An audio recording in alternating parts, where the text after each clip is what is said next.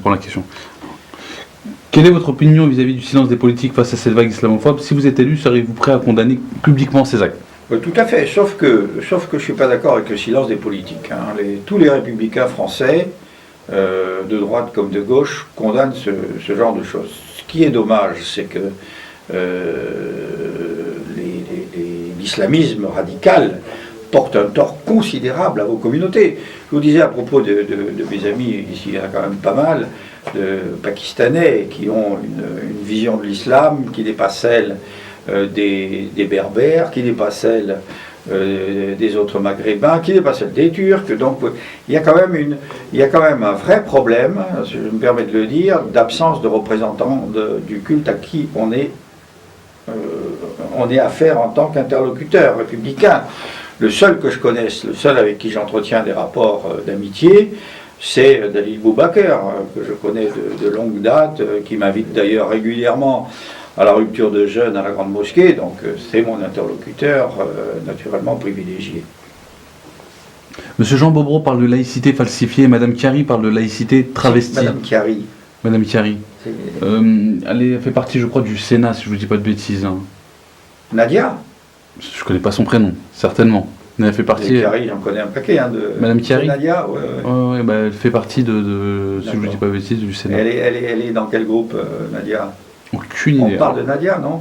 Aucune idée non plus. Je connais que son nom de famille. Je ne connais pas son prénom. Ouais, parce que Chiari, il y en a quand même. Mais je suis sûr qu'en fait, elle fait partie du Sénat. Alors, en quel poste précisément? Incapable de vous. D'accord. Parle de laïcité justement travestie, utilisée comme instrument de stigmatisation de millions de musulmans. Comment définissez-vous la laïcité? Que signifie pour vous garantir le libre exercice public du culte?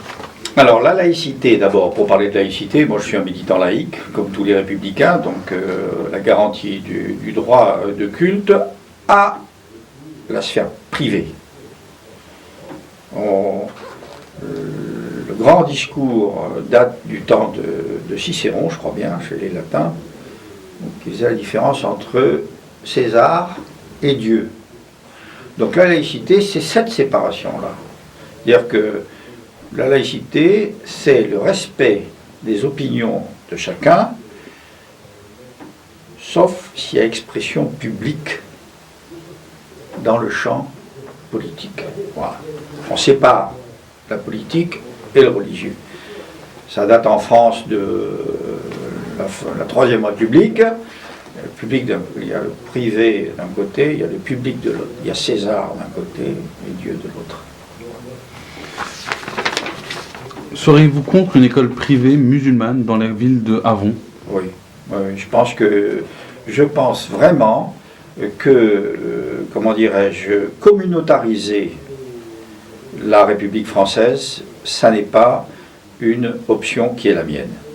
Nous sommes des républicains, nous sommes pour la fraternité des citoyens, mais je suis contre l'organisation de communautés séparées.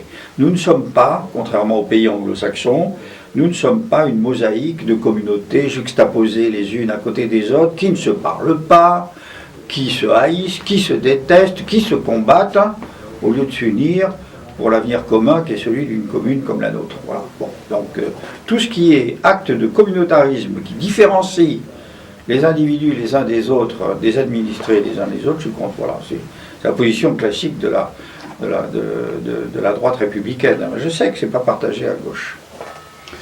Concernant le lieu de culte sur la ville d'Avon, oui. Quelle est la situation? Il n'y en a pas. Il n'y en a pas. Moi j'ai été prof ici, mes élèves m'ont demandé la possibilité d'en créer une.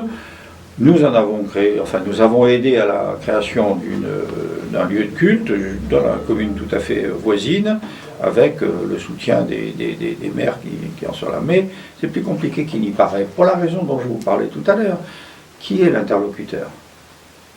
Faut-il faire comme mon ami maire de Montreux, qui lui a été obligé de faire une mosquée pour les Turcs, une mosquée pour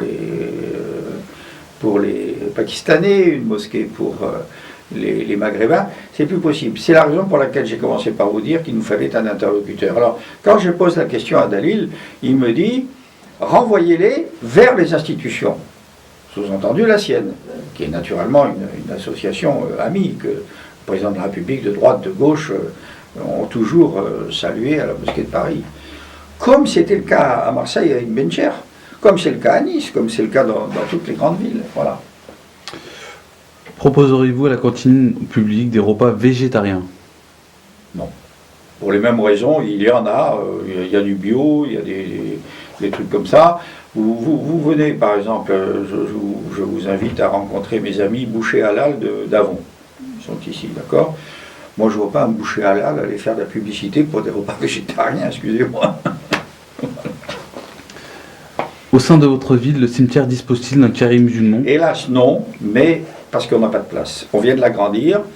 Je sais que moi, j'ai enterré dans des conditions dramatiques, d'ailleurs, des enfants que j'ai eus à l'école qui ont été obligés d'accidents de la route, si vous voulez.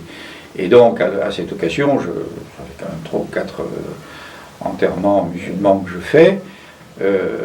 On s'arrange, enfin on s'arrange, naturellement pour l'orientation de la tombe, mais qui est un carré musulman, il n'y en a pas. Il y a une petite partie de carré musulman militaire, enfin musulmans français, hein, d'abord c'est des Français, hein, avant d'être des musulmans, ce sont des Français, ce sont des Français parfaitement français depuis très longtemps, en tous les cas depuis plusieurs générations, et la seule naturellement, question qui se pose aujourd'hui, puisqu'on n'a pas de carré, qu'on n'a pas de place, et que je suis en train d'en acheter pour en avoir, c'est la question de l'orientation des corps. Voilà.